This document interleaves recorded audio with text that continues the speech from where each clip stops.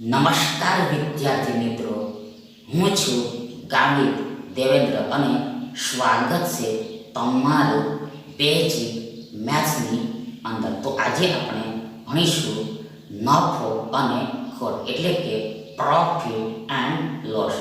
તેમાં પહેલો પ્રશ્ન આ રીતનો છે કે એક વેપારી 5 રૂપિયામાં 6 વસ્તુઓ ખરીદે છે અને 6 રૂપિયામાં 5 વસ્તુઓ વેચે છે. તો વેપારીને થતા નફા કે નુકસાનની ટકાવારી શોધો. 10% નફો, 40% ખોટ, 10% ખોટ અને 44% નફો. હવે આગળ સૌ પ્રથમ તો ફર્સ્ટ ઓફ ઓલ તો આ પ્રકારના આ ટાઈપના દાખલાને બે રીતે ઉકેલી શકાય. પહેલી રીતે જુઓ, પહેલી રીતમાં તમે આ રૂપિયાને સમાન કરીને પણ આ દાખલાને ઉકેલી શકો. આગળ બીજી રીતમાં આ વસ્તુઓને સમાન કરીને પણ ઉકેલી શકો. આ વસ્તુઓને સમાન કરીને પણ ઉકેલી શકો. એટલે આગળ સૌપ્રથમ આપણે રૂપિયાને સમાન કરીને ગણીશું. આ રૂપિયાને સમાન કરીને ગણીશું. એટલે આગળ જુઓ, સૌપ્રથમ તો અહીંયા આ વેપારી 5 રૂપિયામાં 6 વસ્તુઓ ખરીદે છે. આગળ અને 6 રૂપિયામાં આ 5 વસ્તુઓ વેચે છે. ફરીથી એકવાર જુઓ, આ વેપારી 5 રૂપિયામાં 6 વસ્તુઓ ખરીદે છે, પરચેસ કરે છે અને 6 રૂપિયામાં 5 વસ્તુઓ વેચે છે, સેલિંગ કરે છે, સેલ કરે છે. હવે આગળ આપણે જુઓ, આ રૂપિયાને સમાન કરવાના છે. આ રૂપિયાને સમાન કરવાના છે તો સ્પષ્ટ છે કે ક્લિયર છે કે આ 5ને આ 6 વડે ગુણવો પડશે અને આ 6 ને આ 5 વડે ગુણવો પડશે. એ આગળ જુઓ, 6 50 30 રૂપિયા થાય. અહીંયા પણ 6 50 રૂપિયા, 6 50 30 રૂપિયા થઈ જાય. અહીંયા પણ 6 50 30 રૂપિયા અને અહીંયા પણ 6 50 30 રૂપિયા થઈ જાય. મતલબ કે રૂપિયા સમાન થઈ જાય. હવે આગળ જો આ 5 ને 6 વડે ગુણવામાં આવે તો આ 6 ને પણ આ 6 વડે ગુણવો પડે તો જ સાચું કહેવાય, અધરવાઇઝ ખોટું કહેવાય. સિમિલરલી જો આ 6 ને 5 વડે ગુણવામાં આવે તો આ 5 ને પણ આ 5 વડે ગુણવો પડે તો જ સાચું કહેવાય, અધરવાઇઝ ખોટું કહેવાય. એટલે આગળ જુઓ, સૌપ્રથમ આ 6 50 30 રૂપિયા થાય, 30 રૂપીસ થાય. આગળ અહીંયા આ 6 કે 36 વસ્તુ થાય, 36 વસ્તુ થાય. આગળ અહીંયા 6 50 30 રૂપિયા થાય. આગળ અહીંયા 5 50 25 વસ્તુ થાય, 25 વસ્તુ થાય. 25 થિંગ્સ થાય, 25 થિંગ્સ થાય, 25 થિંગ્સ થાય. મતલબ કે જુઓ, આ વેપારી 30 રૂપિયામાં 36 વસ્તુઓ ખરીદીને લાવે છે અને આ 30 રૂપિયામાં એટલે કે આટલા જ રૂપિયામાં 25 જ વસ્તુઓ વેચે છે, 25 જ વસ્તુઓ વેચે છે. તો મતલબ સ્પષ્ટ છે કે ક્લિયર છે કે આ વેપારીને આ 36 વસ્તુ ઓછા આ 25 વસ્તુ જેટલો નફો થાય. આ વેપારીને આ 36 વસ્તુ ઓછા 25 વસ્તુ જેટલો નફો થાય. એટલે આગળ આ 36 વસ્તુ ઓછા 25 વસ્તુ બરાબર ઇક્વલ 11 વસ્તુ થાય, 11 થિંગ્સ થાય. મતલબ કે આ 36 માંથી 25 ઘટે તો આપણને 11 મળે અને આ વસ્તુ આ 11 ને પણ લાગી જાય. એટલે આ બાદબાકીને પણ લાગી જાય. મતલબ કે આ વેપારીને 11 વસ્તુનો નફો થાય છે. આ વેપારીને 11 વસ્તુનો નફો થાય છે. આગળ આપણે આ 11 વસ્તુના ટકા શોધવાના છે. આ 11 વસ્તુના પર્સન્ટેજ ફાઇન કરવાના છે. એટલે સૌપ્રથમ ફર્સ્ટ ઓફ ઓલ આ 11 વસ્તુના છેદમાં એટલે કે ભાગાકારમાં એટલે કે ભાગાકારમાં આ 25 વસ્તુ લખાય છે.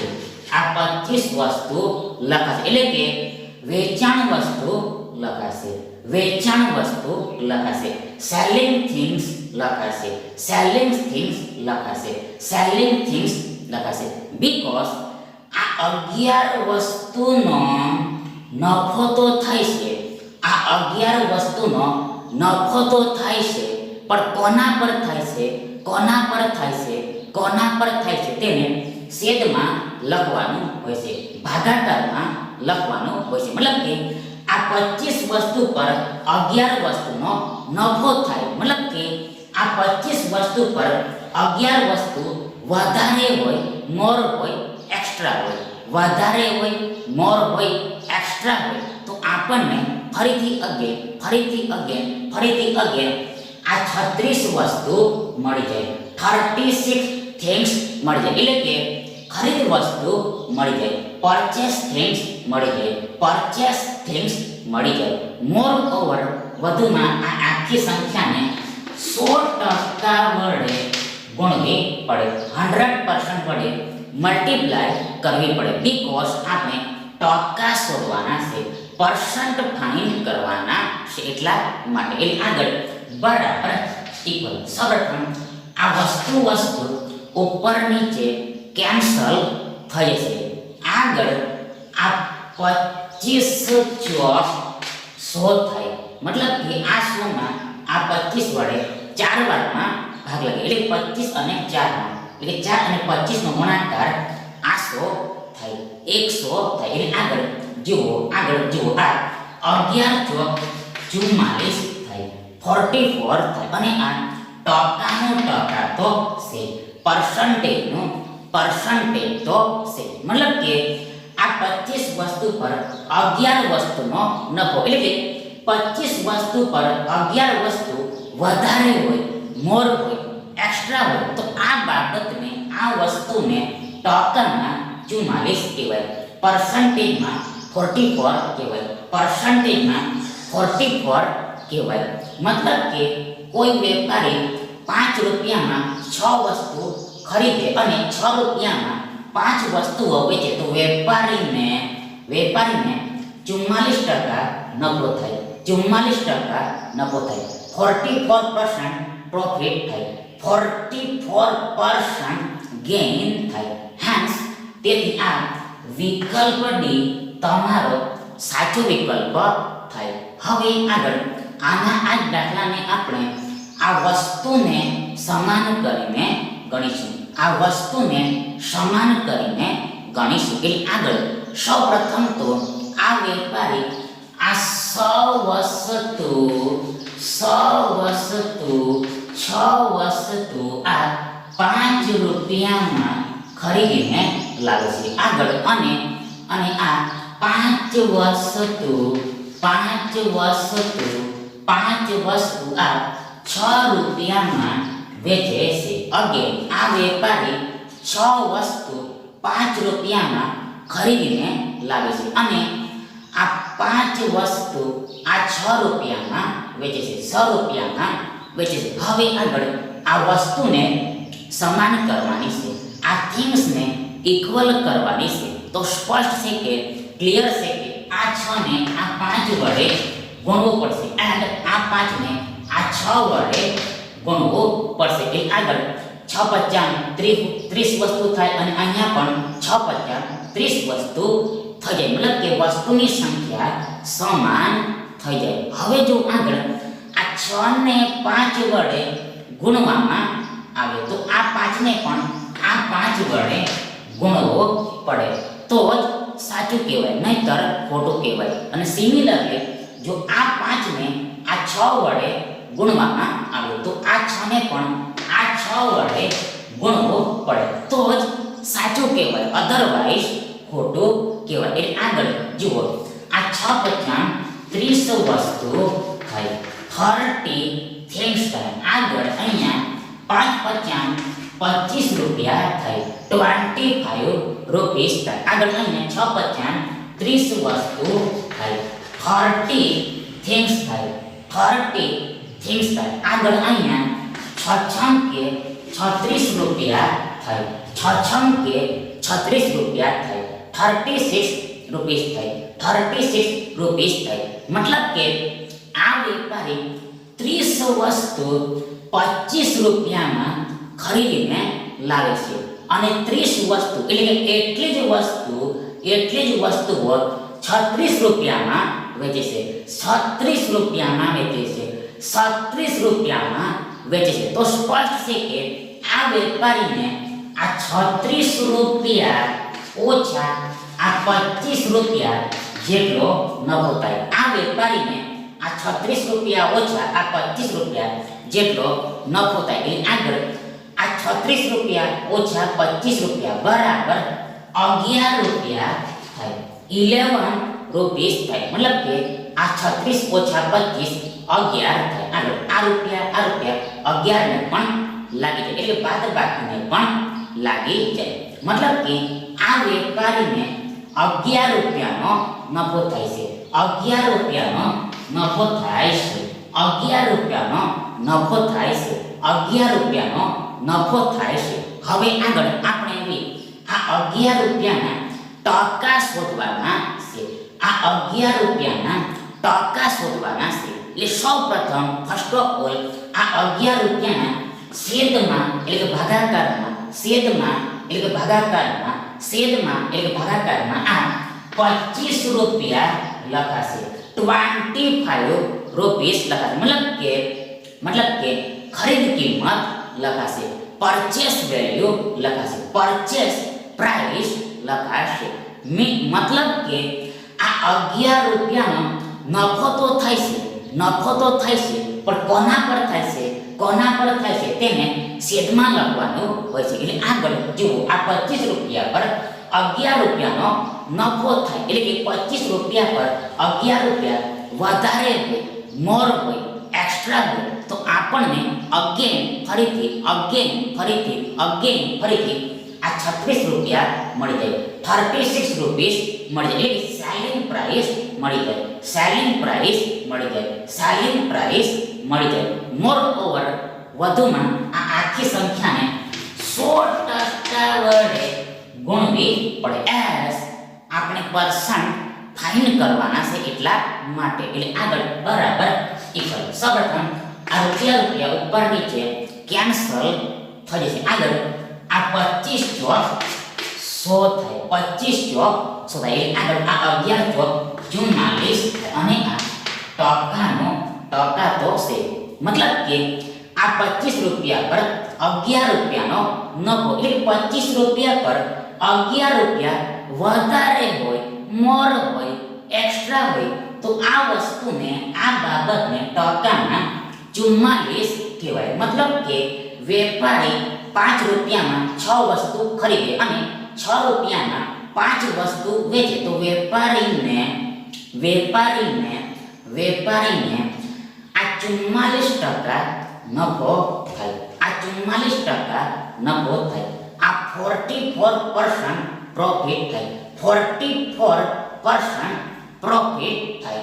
હવે આગળ બીજો સવાલ આ રીતનો છે કે જો 10 રૂપિયામાં 11 લીંબુ ખરીદવામાં આવે અને 11 રૂપિયામાં 10 લીંબુ વેચવામાં આવે તો કેટલા ટકાનો નફો કે નુકસાન થાય? 21% નફો, 121% નફો, 10% ખોટ અને 12% નફો. હવે આગળ આ દાખલાને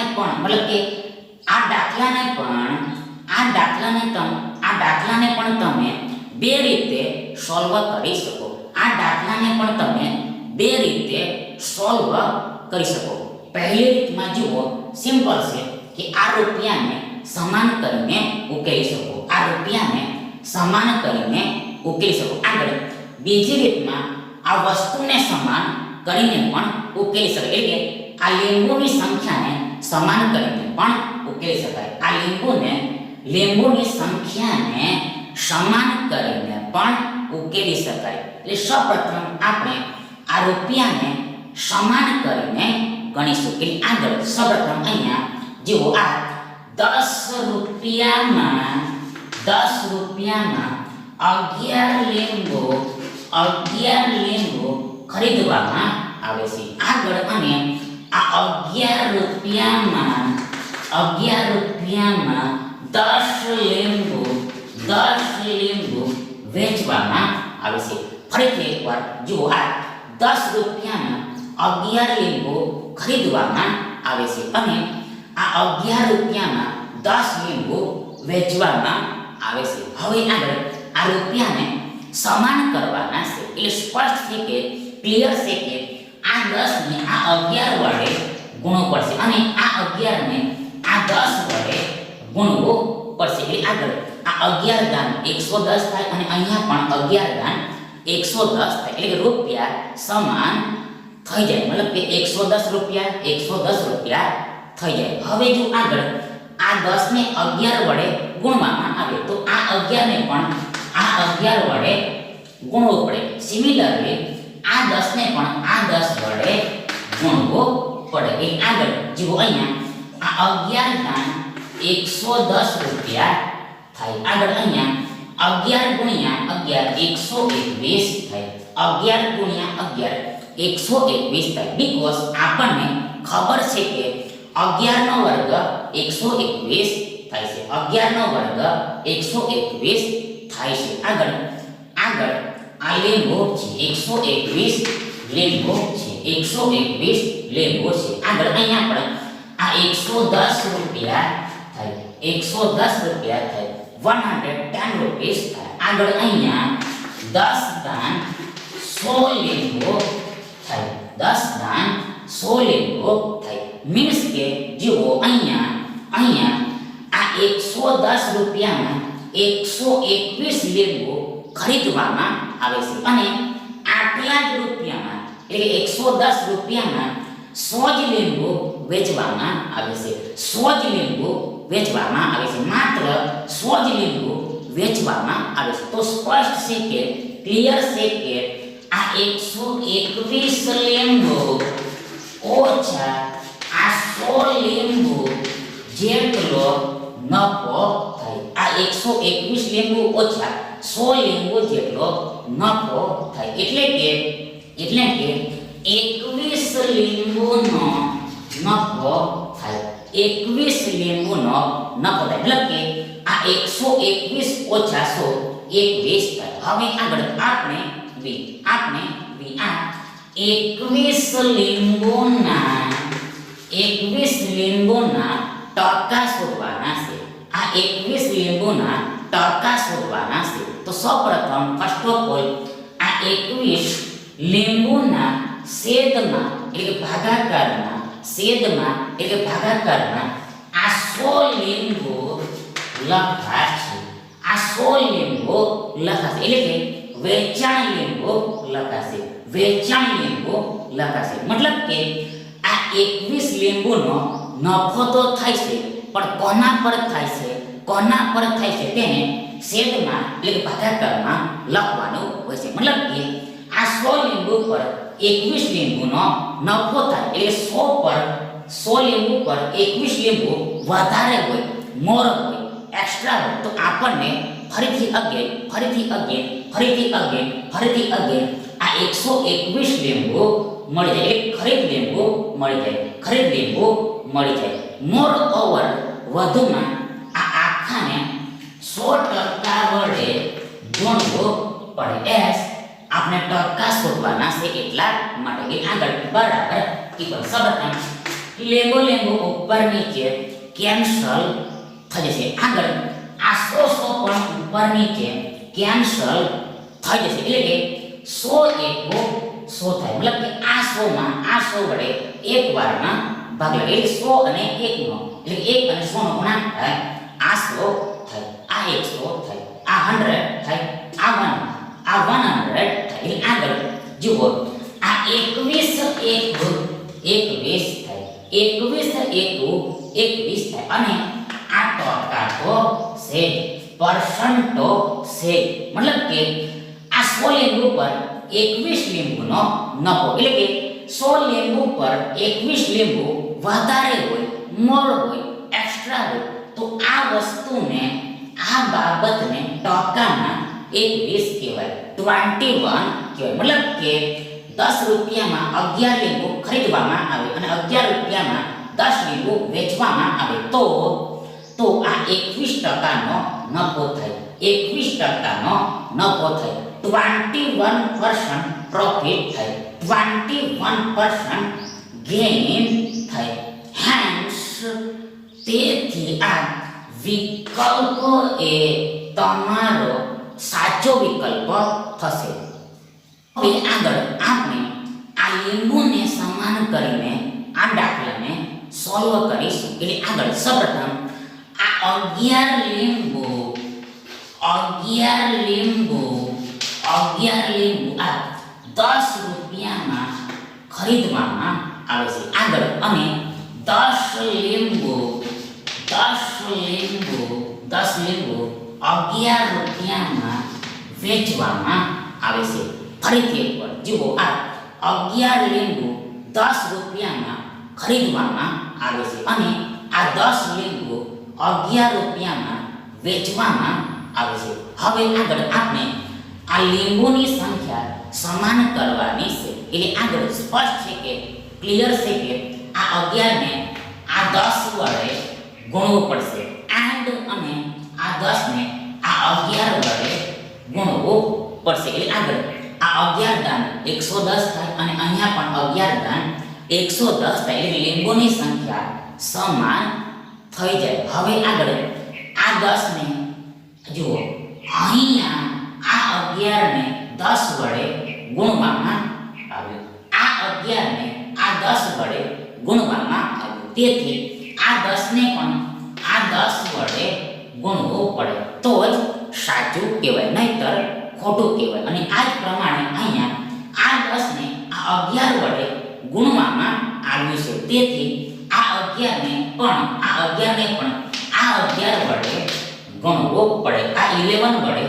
મલ્ટીપ્લાય કરવું પડશે તો જ ઓન્લી એ કરેક્ટ કહેવાય, અધરવાઇઝ ઇનકરેક્ટ કહેવાય. આગળ આ 11 દાન 110 લીંબુ થાય. આગળ અહીંયા આ 10 દાન 100 રૂપિયા થાય. આગળ અહીંયા 11 દાન 110 લીંબુ થાય, 11 દાન 110 લીંબુ થાય અને અહીંયા આ 11 ગુણ્યા 11 જુઓ 121 રૂપિયા થાય, 121 રૂપીસ થાય. આના જેવું સેમ જ છે, આમાં જે કરેલું છે તેનો તે છે, સેમ ટુ સેમ જ છે. અહીંયા 121 રૂપિયા થશે.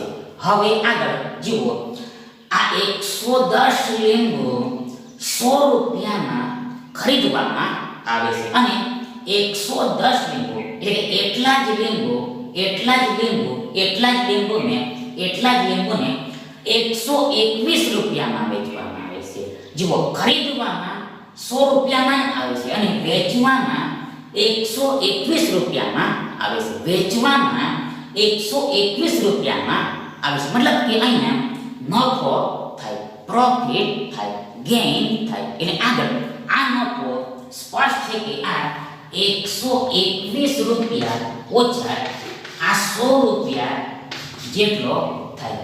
આ 121 રૂપિયા ઓછા આ 100 રૂપિયા જેટલો થાય. એટલે આગળ આ 121 રૂપિયા ઓછા 100 રૂપિયા બરાબર ઇક્વલ 21 રૂપિયા થાય, 21 રૂપીસ થાય. હવે આગળ આ 21 રૂપિયાના આપણે ટકા શોધવાના છે. એટલે સૌપ્રથમ આ 21 રૂપિયાના ભાગાકારમાં એટલે કે ડિવિઝનમાં એટલે કે ડિનોમિનેટરમાં એટલે છેદમાં આ 100 રૂપિયા લખાશે, 100 રૂપીસ પ્રાઇસ થશે. એટલે કે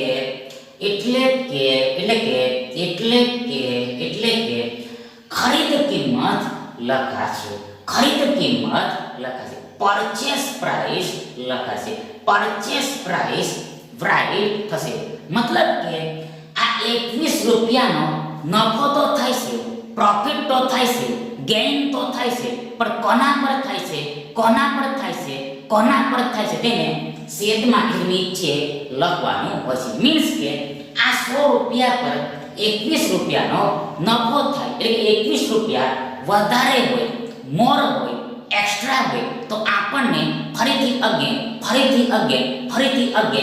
આ 121 રૂપિયા મળી જાય. મતલબ કે વેચાણ કિંમત મળી જાય, સેલિંગ પ્રાઇસ મળી જાય.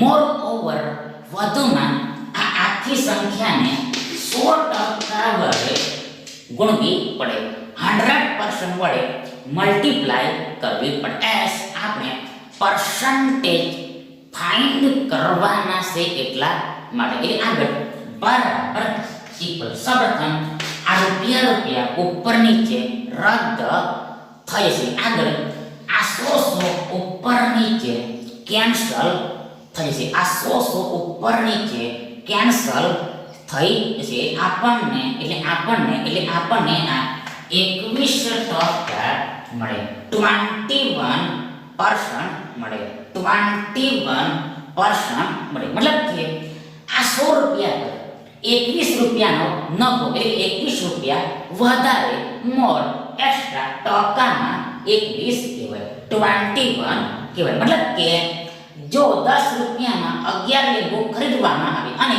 11 રૂપિયામાં 10 લીંબુ વેચવામાં આવે તો ધેન 21%નો નફો થાય, 21%નો નફો થાય, 21%નો નફો થાય, 21% પ્રોફિટ થાય.